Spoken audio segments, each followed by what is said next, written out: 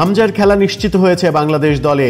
নানা জল্পনা কল্পনার পর English premier league club Leicester সিটিতে খেলা বাংলাদেশি বংশোদ্ভূত হামজা চৌধুরীকে এবার দেখা যাবে লাল সবুজ জার্সিতে।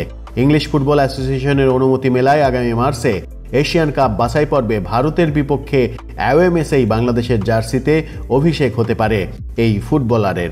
অনেক আকাঙ্ক্ষার পর ভারতের বিপক্ষে অভিষেক দারুণ ব্যাপারই হতে পারে তার ক্যারিয়ারে। বাফুফের সভাপতি আজ জানিয়েছেন, আশা করছি হামজা চৌধুরীর মতো অন্য প্রবাসী যারা খেলছেন তাদের চিহ্নিত করে আমরা বাংলাদেশের হয়ে খেলার জন্য অনুপ্রাণিত করতে পারবো। হামজা বাংলাদেশের হয়ে খেলবেন, আমরা অবশ্যই খুশি। বাফুফের সভাপতি আরও বলেছেন, হামজার মতো খেলোয়াড় কিংবা সামনে প্রবাসী ফুটবলারদের মধ্যে যারা বাংলাদেশের হয়ে খেলবেন তারা জাতীয় দলের মান বাড়াবেন। হামজা অবশ্যই ব্র্যান্ড, তবে আমরা এটা নিয়ে আপাতত ভাবছি না।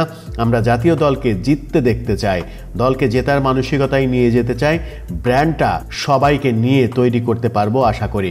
হামজার অন্তর্ভুক্তি প্রসঙ্গে বাফুফে সভাপতি তাবিদ আওয়াল বলেছেন, দল অনেক শক্তিশালী হবে এটা নিয়ে সন্দেহ নেই।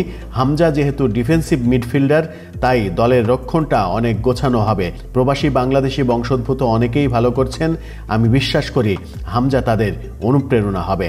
এখন দেখার বিষয় কবে নাগাদ হামজার বাংলাদেশের লাল সবুজ জার্সিতে অভিষেক হয়, সেটি ভারতের বিপক্ষেই হয় কিনা।